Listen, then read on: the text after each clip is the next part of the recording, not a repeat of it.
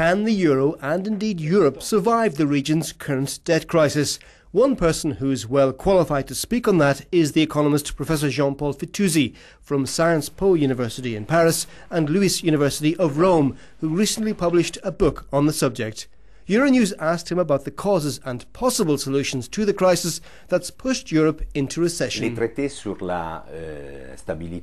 Treaty on Stability, Coordination and Governance, the budgetary pact signed in March 2012, forces Eurozone countries to put balancing their budget into their constitutions, making it illegal not to. You've been critical of the pact. Was there really nothing good about it?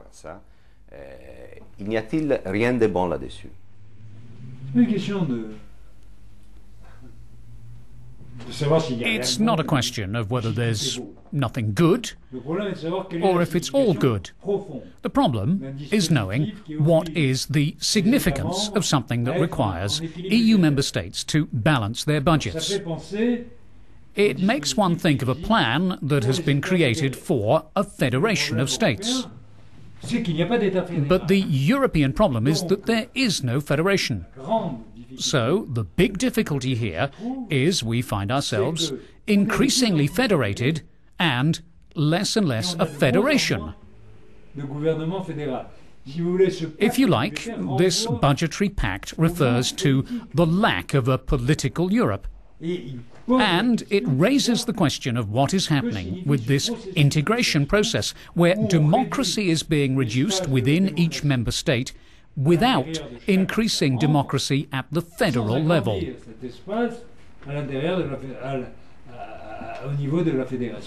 So there's a real basic problem. But behind this budget issue, there's the problem of respecting the economic rules. In the past, all they cared about was the currency. Now, all they care about is budget discipline. But Europeans are very dogmatic, very much focused just on that. And so they try to explain everything by that. Before the creation of the single European currency, inflation was the factor. After the creation of the single European currency, balanced budgets and public debt are the factors. Exactly, you said that national debts are sovereign, but the euro is a currency without a country, without a political union. Is the banking union that's been agreed, is it enough? Yes and no. Firstly, it's not exactly right when I say that the debts are sovereign, but there's no sovereign currency. The problem is that the European countries are running up debt in a currency over which they have no control. That means they get into debt in a foreign currency. And so they can go bankrupt.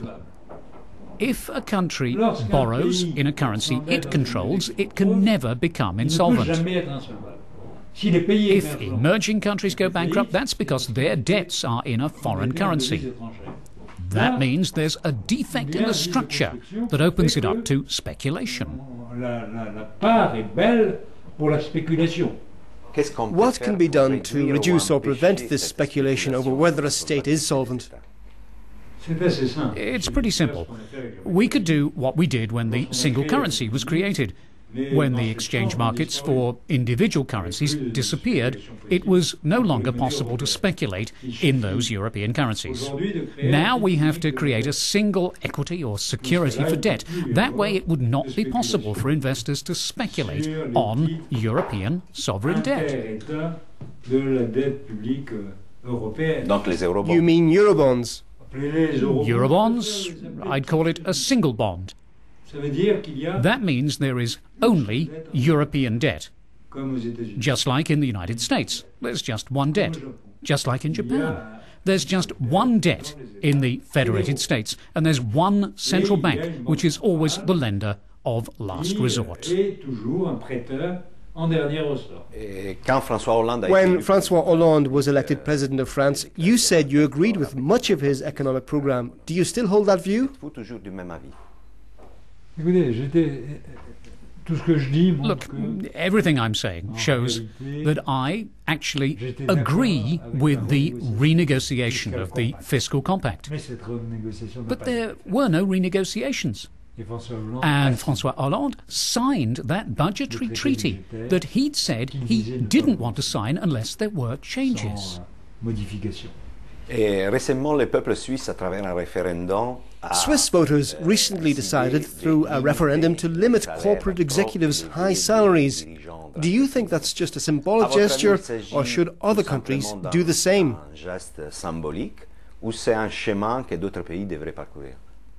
It's a bit of both. And I think it might actually be quite effective in providing an example to other countries. But Europe is not in a good position to learn the lesson.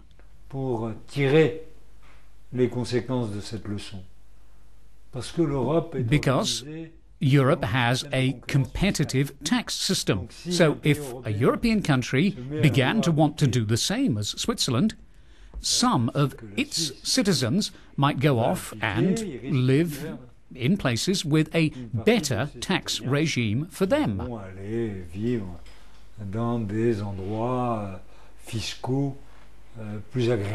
One lesson that can be drawn from the recent past is that the European Union, as it is now, is not working. It's not one thing or the other.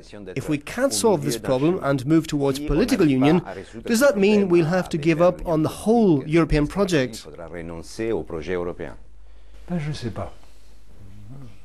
I don't know. Look, this is a question that I find very problematic. Because I see people suffering everywhere. In Italy, Greece, obviously Spain, France, Germany, where poverty has increased considerably. In Britain, and people are committing suicide, which is not a normal thing. So they want change. And before long, they'll start thinking there is no possibility of change. So Europe has to change, or the people themselves might give up on the European project. But that's very complicated, because it means that we'd be dropping out of the race just before reaching the finish line. We set out to create a single people, and we will have been deflected from that by a dogmatic approach. Merci beaucoup.